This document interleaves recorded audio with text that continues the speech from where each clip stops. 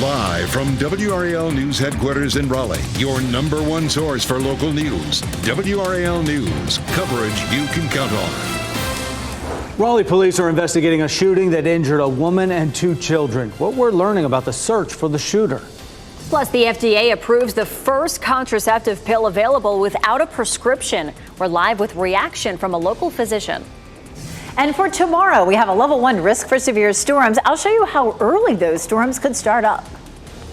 Raleigh police are investigating a shooting that left 3 people injured, including a young girl. Good afternoon to you. I'm Jeff Hogan. And I'm Michelle McConaughey in for an H2. Thanks for joining us. It happened last night on Orchard Hollow Lane. That's where we find WRAL's Chelsea Donovan. Chelsea, what do we know?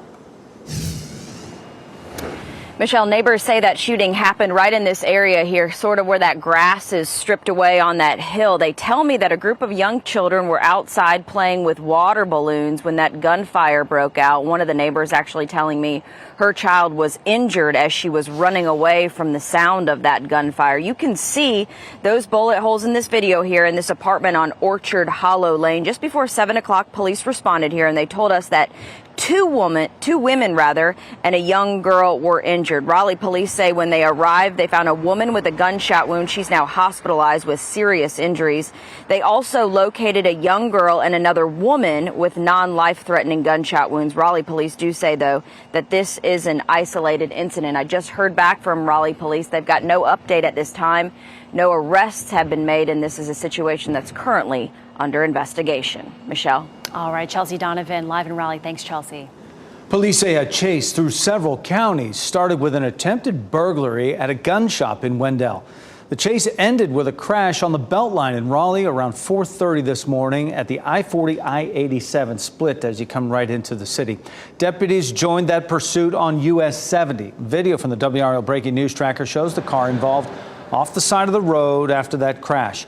Investigators took a juvenile into custody. The case remains under investigation. No word on whether a driver will face charges after hitting 2 people who were crossing the street in southeast Raleigh. This happened on Battle Bridge Road before 11 last night. Police say a car was turning onto Battle Bridge from Rock Quarry Road when that accident happened. Both people have scrapes and bruises, but otherwise okay. The driver stayed on the scene.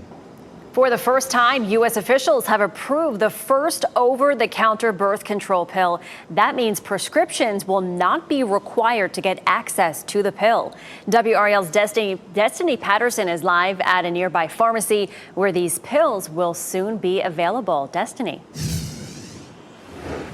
Well, Michelle, the FDA officially gave its approval for the over-the-counter once-daily O-pill. And now in the current way that it works, people would have to go to the doctor, get a prescription, and then they would have to go through the pharmacy to get that prescription filled. Well, now that we have this approval, it'll be as easy as going into the pharmacy and getting that medication just like you would anything else like Tylenol. This pill will not start popping up in stores until early next year. Dr. Jonas Schwartz with Duke Health says that this opens the door to accessibility, and this is a step in the right direction.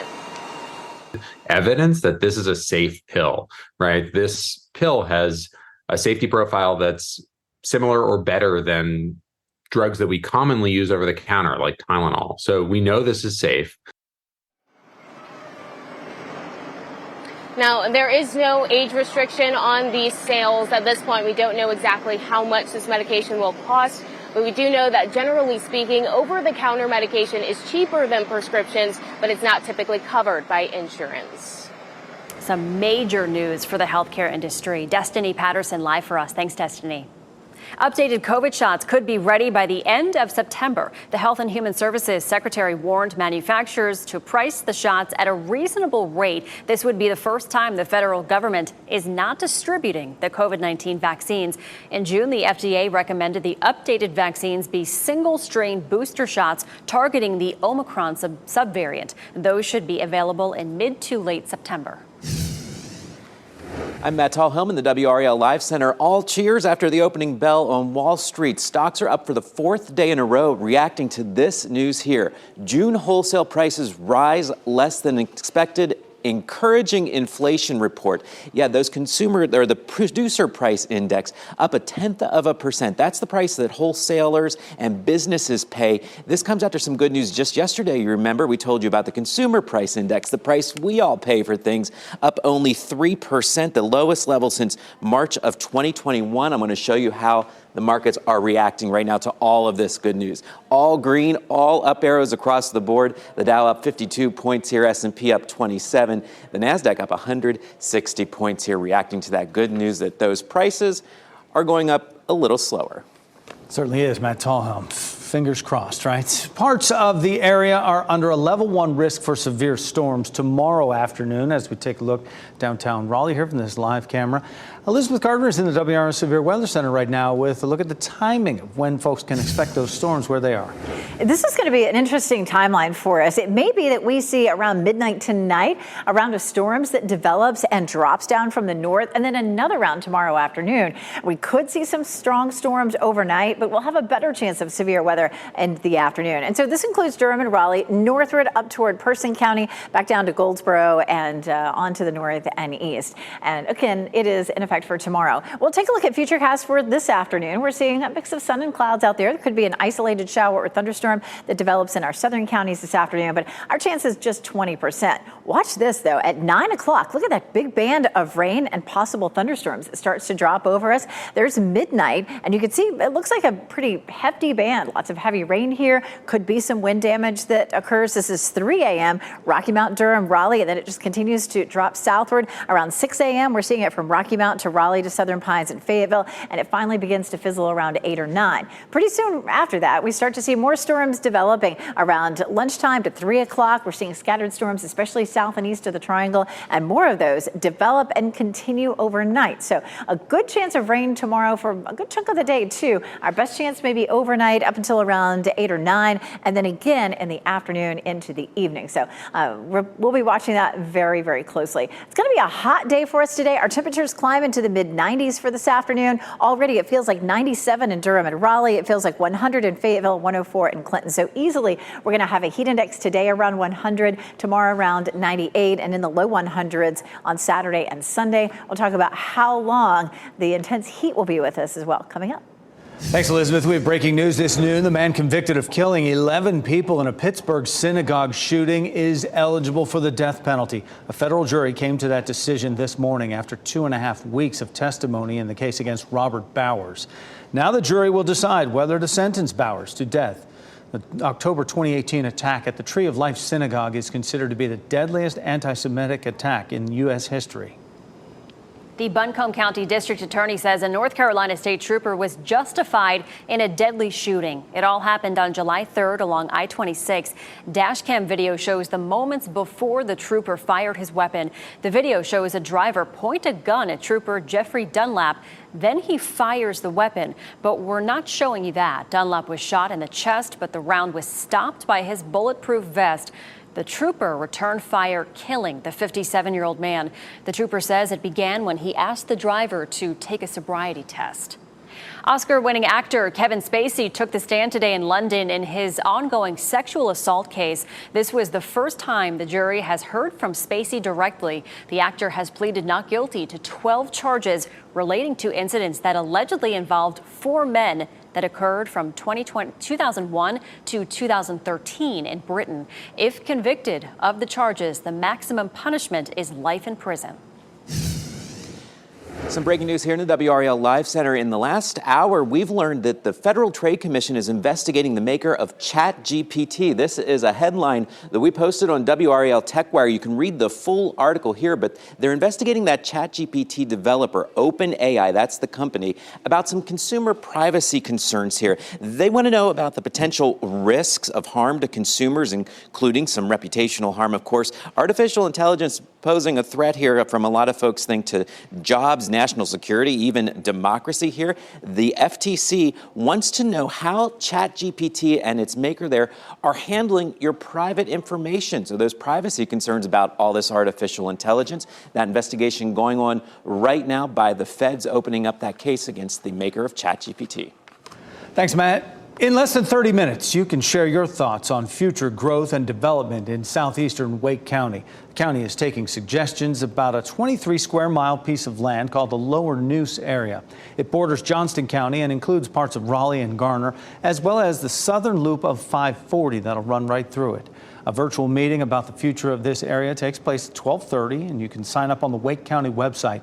The county wants feedback on traffic, green space, and more as it forms a 10-year growth plan for that area.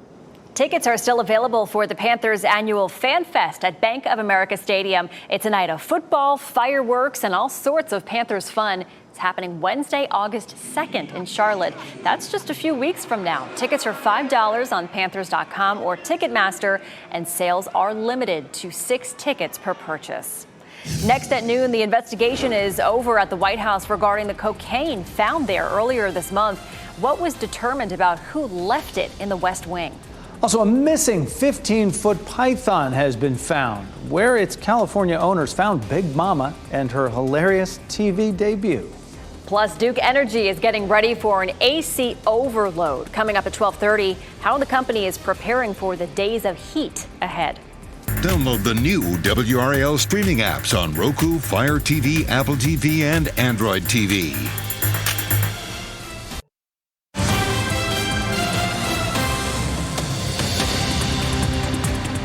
In the WRAL Live Center, we have learned that a famed ESPN sports analyst Dick Vitale has been diagnosed with vocal cord cancer. He posted that information here on his Twitter page. You can see he says, "I'm sorry to share that I received that news, vocal cord cancer, and will need 6 weeks of radiation to treat it." Now, he has, of course, a long time been with ESPN in all different sports. As we take a look at some video of him, he says that he needs to have that 6 weeks of treatment there. He says his doctor advises this is an extremely high cure rate for this cancer. Now, the 84-year-old has previously had some very lengthy battles, very public battles with lymphoma and melanoma. He announced in 2021 he had lymphoma and had gone through several surgeries to get rid of that. You may remember that just last year on the Today Show right here, you can see some video of him ringing that bell, saying that he was cancer-free back in August of 2022 there,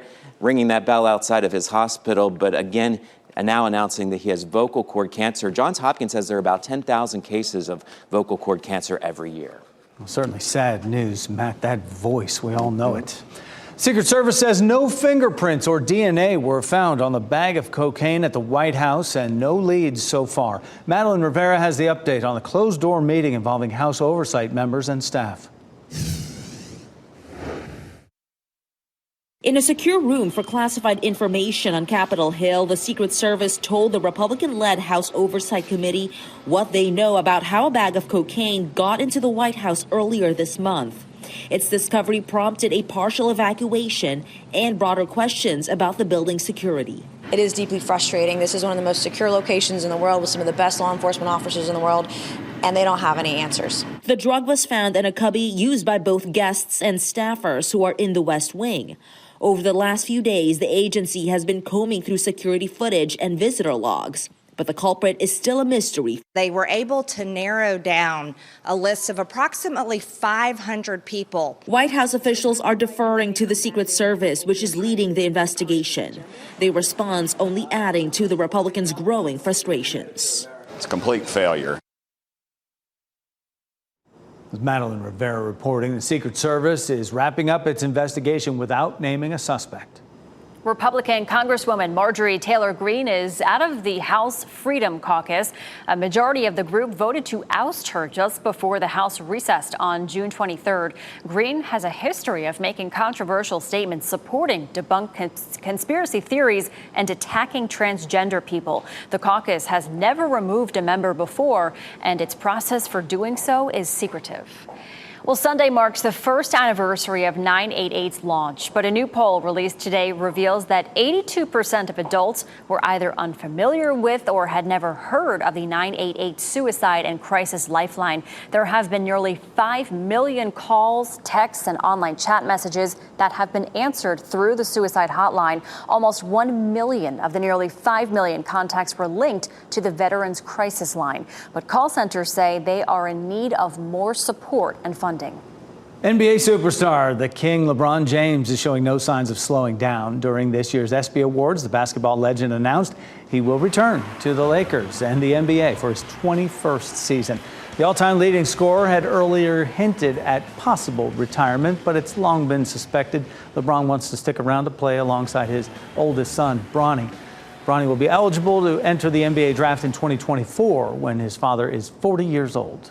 One of the emotional moments of the ceremony took place when Bills safety Damar Hamlin announced the winners of the Pat Tillman Award. This year's recipient of the Pat Tillman Award for service, the training staff of the Buffalo Bills.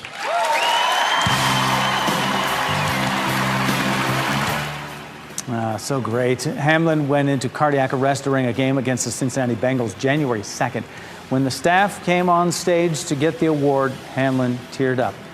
Attendees there gave a rousing ovation when he shared a hug with all of them. It was so good to see. Well, a group known for its disruptive demonstrations in public is at it again. Climate activists known as the Last Generation caused flight disruptions at 2 airports in Germany. Several members of the group managed to get onto the grounds at Hamburg Airport and glued themselves to the runway. At Dusseldorf Airport, members cut through a security fence and blocked access to the runway. Dozens of flights were canceled as a result. The Last Generation wants governments to take tougher actions against greenhouse gas emissions. A missing 15-foot pet python is back with its owners in California. An NBC reporter met with the family and the snake. Let's just say this is a comical live report. She's holding me, Colleen, and if things go awry, I'll miss you. So what can I tell you? But she's slithering right now down my back, and she's heading somewhere. Well, I'm not quite sure where she's heading. Oh, my goodness. Big Mama had been missing since the 4th of July. She was found next door in between 2 sheds, an area that had been searched numerous times. Big Mama had eaten a rabbit for dinner before she disappeared. The family says the snake eats every 2 weeks, so they had about a week to find her before she went searching for her next meal. I'm all about a creative way to show a story. Right. I don't know about this. This is... You wouldn't do this? I think I would say no. Look how close it's getting to his face. Oh, absolutely not. No? No, You're out? absolutely not. I'm out. I can't even watch it. Thing about pythons, they only bite what they're going to try to eat. So they don't eat people and, Although that 15-footer, though, pretty big. Well, let Jeff take on that. Big deal out there, no doubts. Yeah. Elizabeth Gardner's a big deal. She's in the WRAL Severe Weather Center right now. What we're all looking forward to here is some heat on the way. Yeah, I'm not a big snake. No? Not a big snake fan? I love watching that, though. It was great. And I love it when people hold snakes and say, hey, they're okay. They're so important to our ecosystem. So let them do their thing. If you don't like them, just leave them alone. Let them do their thing. Taking a look at Fayetteville this afternoon, partly cloudy skies. I think almost the entire league of baseball is the minor leagues are taking a day off today. It looked like they have Monday through Thursday off. So the Woodpeckers are off today, but it looks like everybody is back at it again tomorrow. And tomorrow we're going to be dealing with some scattered thunderstorms. We'll be watching for that. It's already 91 degrees with a dew point of 70. It does not feel pleasant outside. I was outside just a few minutes ago, and it's only going to get worse. We're going to climb into the mid-90s by the middle of the afternoon. We don't get out of the 90s until around 6 or 7 o'clock, but it's still going to be really muggy out there. So let's take a look at our temperatures and our heat index again. The temperature's on the left, so it's 90 in Southern Pines, but feels like 97. It's 86 in Clinton, but feels like 104 already. It's 91 in Raleigh and Durham, feels like 97. It feels like 95 in South Hill, and in Rocky Mount, 99 in Goldsboro. So we are on our way to the highest heat index that we've seen all week long. We've been talking about this, seeing those heat indices climbing up into the low 100s. We definitely will see that today as our highs keep climbing into the mid-90s in Raleigh, Durham, Fayetteville, and all across the viewing area. The reason for that is our dew point's way up at 70. That number is a measure of the amount of moisture that's in the atmosphere. And the reason it feels uncomfortable is because the way we cool our bodies is the sweat that ends up on your skin evaporates, and that evaporative cooling cools you off. Well, if there's a lot of moisture in the atmosphere around you, there's no place for that moisture, that sweat to evaporate to, so it sits here and it doesn't evaporate. You don't get that evaporative cooling, and it feels hotter than it really is. So certainly tomorrow, likely to see a similar heat index in some places, upper 90s to around 100.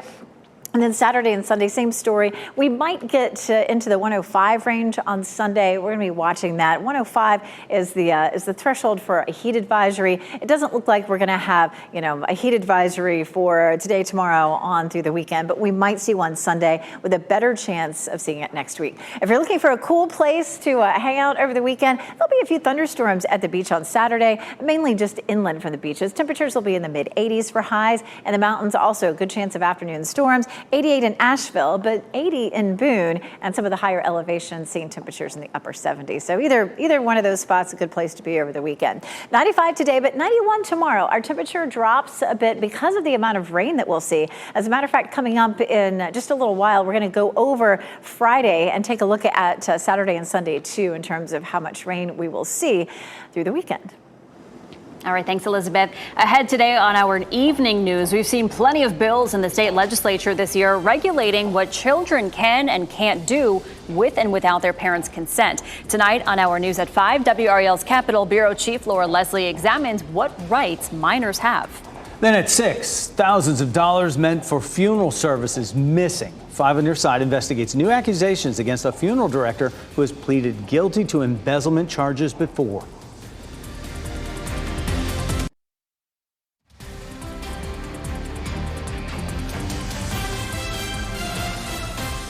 Welcome back on your Thursday afternoon. You are looking live at the Bull City. This is Durham. It's a hot one out there. You're watching WRAL News, available on YouTube TV and the WRAL app on your TV or streaming device. Tipping can be pretty awkward, especially if you don't know the rules. Oh yes, there are levels to this. Maribel Aber has you covered in today's Money Matters. It's been called everything from an epidemic of tipping to tipflation. Requests to tip are found everywhere, from traditional places like restaurants to the not-so-traditional places like self-checkout kiosks in airports. But there are times when it's absolutely okay to not tip. CNBC recently spoke to etiquette experts on when you don't need to tip. Now, one blanket rule is for professionals, anyone who earns a salary or performs a trade. So that includes workers like plumbers or cable technicians. And etiquette experts say there's no need to tip people working behind a counter like a barista or a cashier. So when that tablet gets turned around to you, it's fine to pass on adding a tip. An exception would be adding a tip for someone you believe provided exceptional service. And watch for the double tipping situations. That could be where you already tip someone, like a worker at a salon, but then you get to the counter and are prompted to tip again. And as always, there's no obligation to tip someone who provided poor service. For more on when to tip and when not to, check out the full story at CNBC.com. When to meet, when to send an email. A Canadian company has unveiled a new tool that calculates the cost of unnecessary meetings. The tool uses average pay, the number of people in the meeting, and the length of the meeting, and then crunches all the numbers. The calculator predicts the company could reduce costs by 15% if the company eliminated 3 in-person meetings each week. One report last year found that large companies waste up to $100 million on meetings. Music streams are getting a huge boost from Latin and K-pop artists. According to a mid-year report, the global music industry surpassed 1 trillion music streams at the fastest pace ever. Global streaming is up more than 30% compared to last year. About 40% of U.S. listeners enjoy music in another language, and almost 70% of U.S. music listeners enjoy artists who are not from the U.S.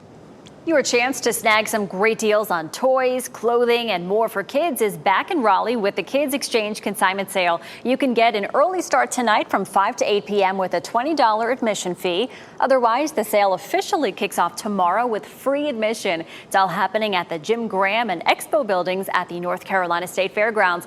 This is video from a previous year. There will be public shopping hours all weekend long. You can find out more on WRAL.com.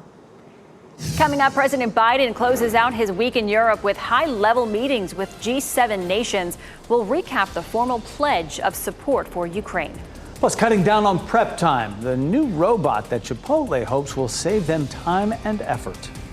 And here are your winning lottery numbers on your screen right now.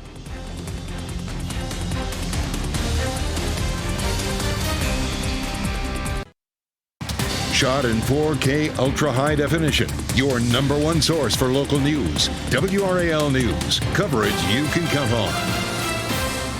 We're not quite under a heat advisory yet, but Duke Energy is preparing for you to crank up the AC. WRAL's Monica Casey explains what Duke Energy is doing now to ensure there are no blackouts during this summer heat. Well, Jeff Brooks with Duke Energy tells WRAL with multiple days of high temperatures in a row expected, they do anticipate seeing peak usage of electricity. He says they are ready. Brooks says Duke Energy keeps their reserves ready and adjusts their maintenance schedule to ensure their system can handle the demand. He says if temperatures don't cool off overnight, that peaking can be more severe. The power provider also ensures other resources like nuclear and natural gas are prepared for days like these, and they have other options. In some instances, we may need additional power beyond what we generate, and that's a very common thing in our industry. We buy and sell power back and forth between other utilities, and we can import that power as needed to be able to assist the available generation we have here in the state. And if you will be outside today, remember to hydrate. It's important to watch for signs of heat exhaustion and heat stroke. If you start to feel dizzy or nauseous, try to get to a cool place as quickly as you can. Now, popular parks like this one in Durham probably will not see many people today as that playground equipment can get quite hot. We have a full list of splash pads and pools around the triangle if you're looking to cool off. Monica Casey, WRAL News in Durham. Cumberland County is also working to keep people cool today as temperatures get hotter. Cooling stations will open county-wide and will stay open until at least Sunday. They'll include the Cumberland County Department of Social Services, the county's health department, any Cumberland County Public Library, as well as the Fayetteville Cumberland County Parks and Rec. All locations will be open for normal business hours. Our county-by-county coverage takes us to Nash and Lenoir counties. Nash County Boys and Girls Club is moving into an old National Guard armory. The city of Rocky Mount approved the project this week. The old armory is on Walnut Street, and the Boys and Girls Club plans to spend $5 million to renovate it with a plan to use the building for some of its youth programs. They expect the work to be complete by December 2025. A new water park is open in Kinston. Lions Adventure Water Park is smaller than Emerald Point in Greensboro, for example, but it's also cheaper. Just $10 on weekdays, $15 on weekends. There are 3 water slides and a lazy river the length of a football field. There's also a kiddie area. Experience the water slide from our waterproof camera by looking for this story on WRAL.com. President Biden in Finland today after NATO leaders affirm support for Ukraine. NBC's Peter Alexander has a wrap of the top-level meetings.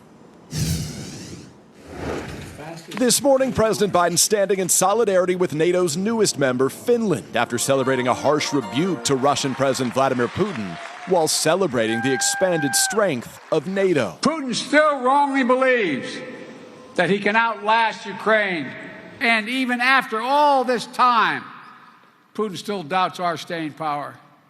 He's still making a bad bet. The U.S. is by far Ukraine's biggest backer, but President Biden is walking a fine line as he does not believe Ukraine should be admitted to join NATO until after the war. The president in the former Soviet state of Lithuania warning of a long fight for freedom. It follows a new round of attacks on Kyiv, where Ukraine's air defenses fended off what Ukrainian officials said were Iranian-made drones.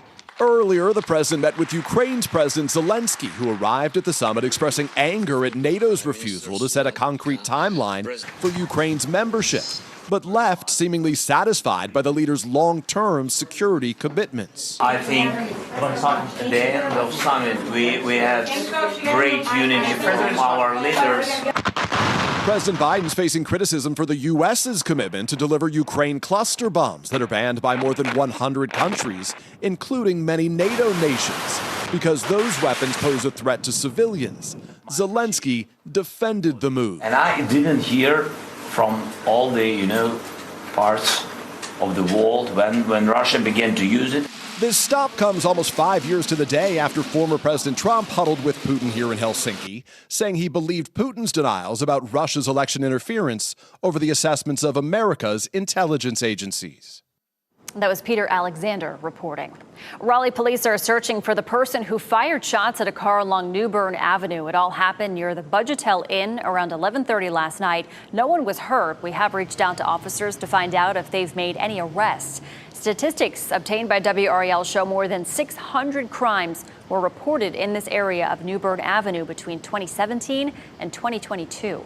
Still to come this noon, edible masterpieces all made from 3D technology. How these printers are shaking up the baking world.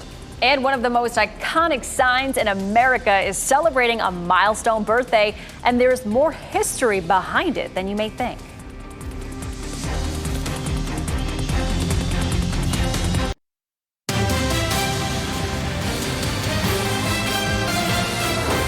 .3D printers are transforming what we make and how we make it, from buildings to medical devices, fashion, food, and more. Marianne Rafferty takes a look at the 3D printed desserts that could be the food of the future.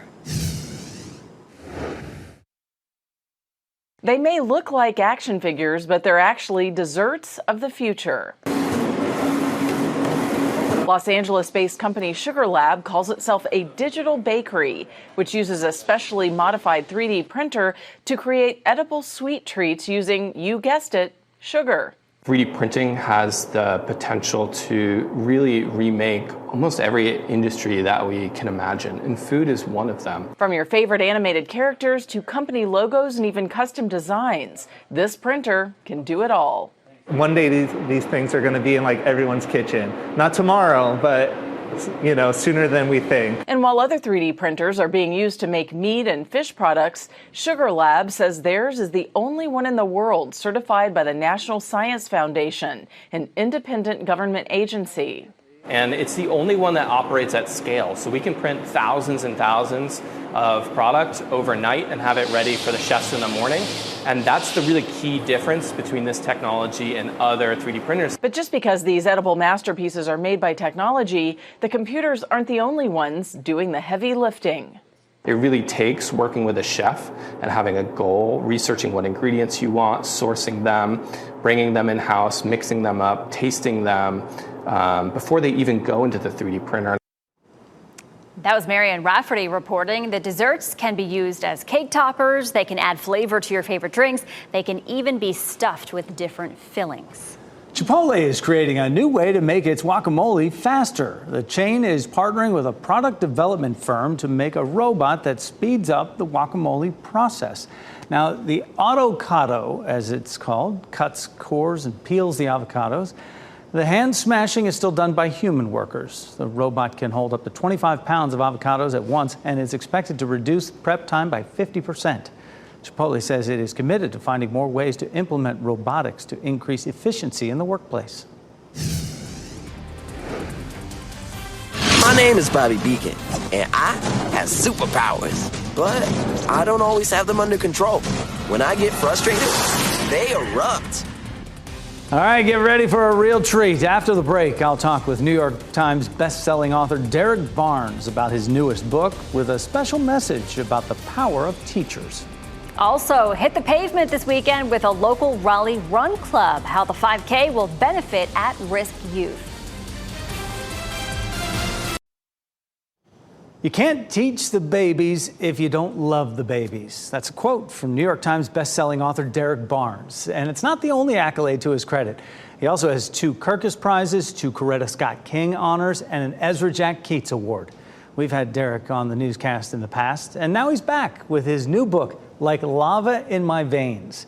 Derek, it is so good to have you back on the show. Appreciate your time. I know you've been pretty busy since you were here last promoting one of your former books. Tell us about the protagonist in this story, young Bobby Beacon. Oh, man, first of all, thank you for having me, Jeff. Bobby Beacon is an 11-year-old boy who has the power of fire and light. His parents sent him to a school to help him control his powers. But when he gets there, the teacher's not very welcoming, not very kind. She constantly threatens to send him out to go to the principal's office. So he tells his parents, and the next day he is transferred to another classroom. And the teacher is very loving. She is the exact opposite of the first teacher that he had. And the book is just a shout out to all those amazing teachers who use their own resources, who go out of their way to immerse themselves into the culture of the children that they may be teaching that may be different, from their own. And help them to optimize their abilities, help them to optimize their skills and their talents. Yeah, it's a big world out there when you talk about people coming from all different areas and coming together. What are some of the other themes in the story that you hope some of the readers pick up on? Just being the father of 4 beautiful black boys, 2 of them in college. One is at A&T, one is at Fayetteville State. I've had my own incidences where my sons were the only black boys in class, and the teacher didn't really understand them. So I did my own research, went down a rabbit hole, and found out that black children, black boys and girls, are 2 to 4 times more likely to be, suspended, to be disciplined harsher.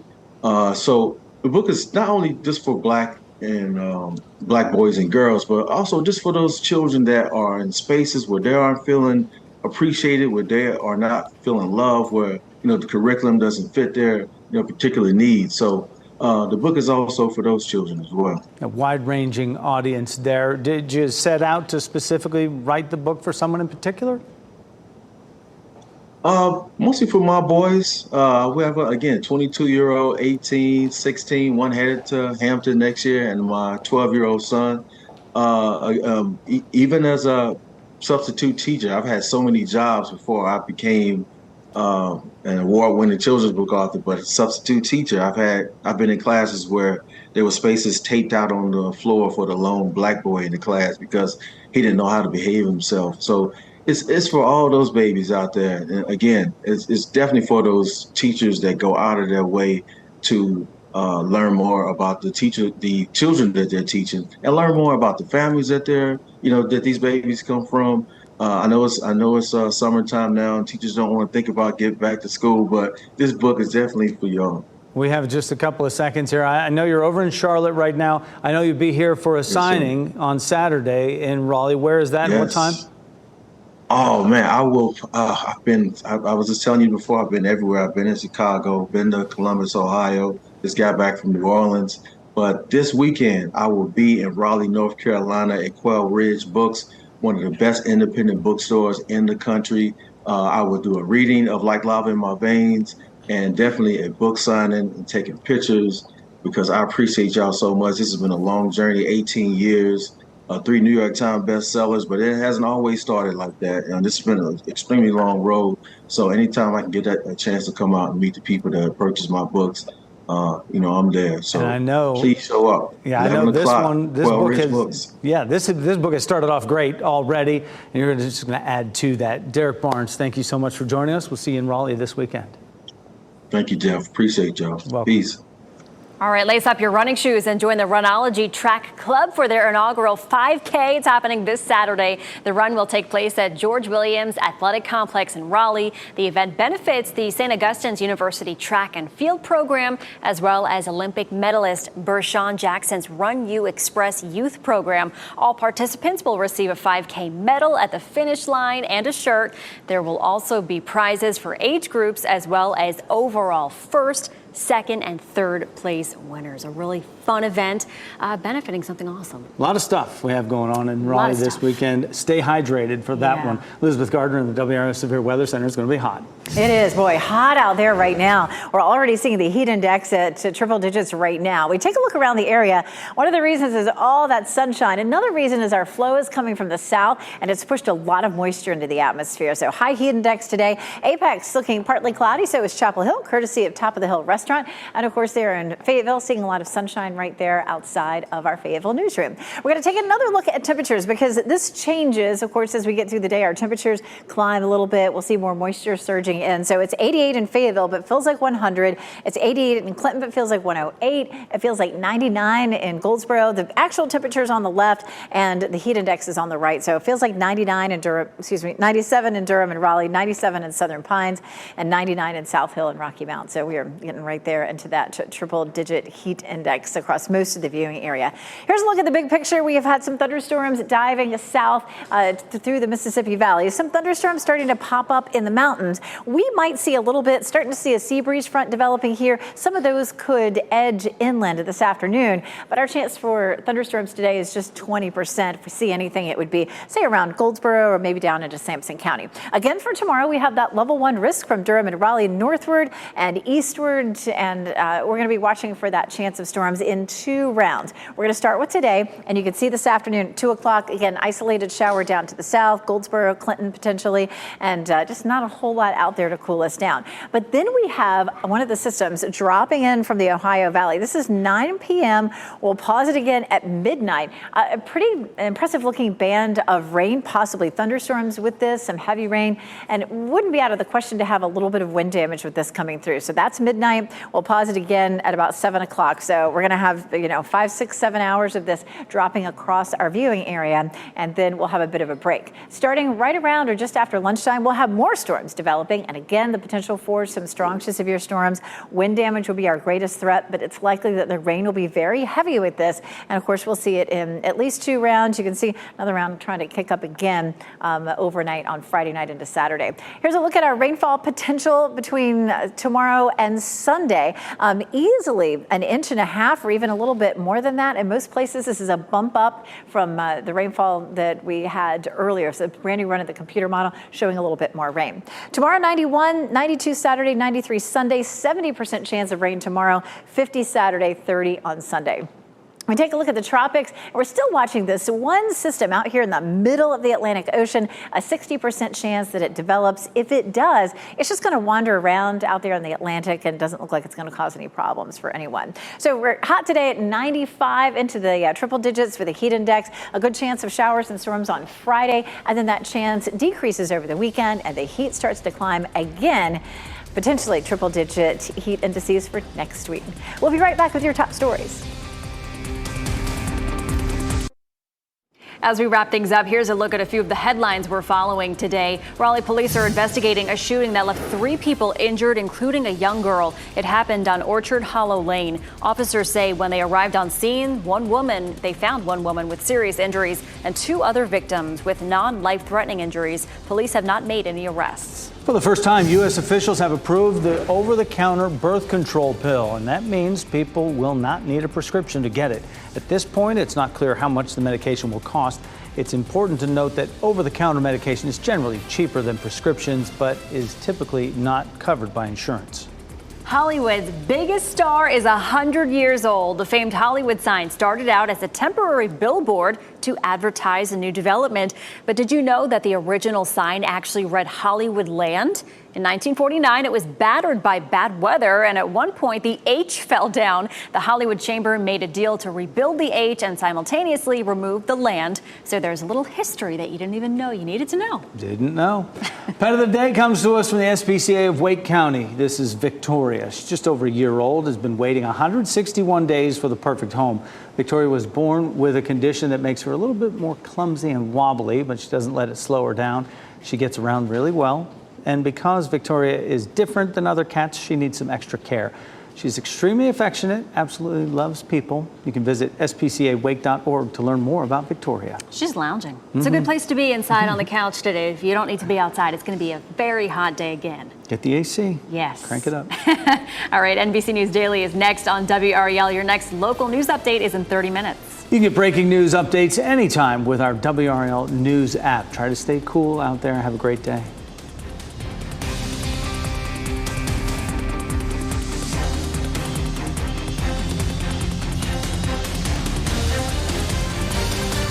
Keep watching WRAL News over the air Channel 34 and Spectrum Channel 1257.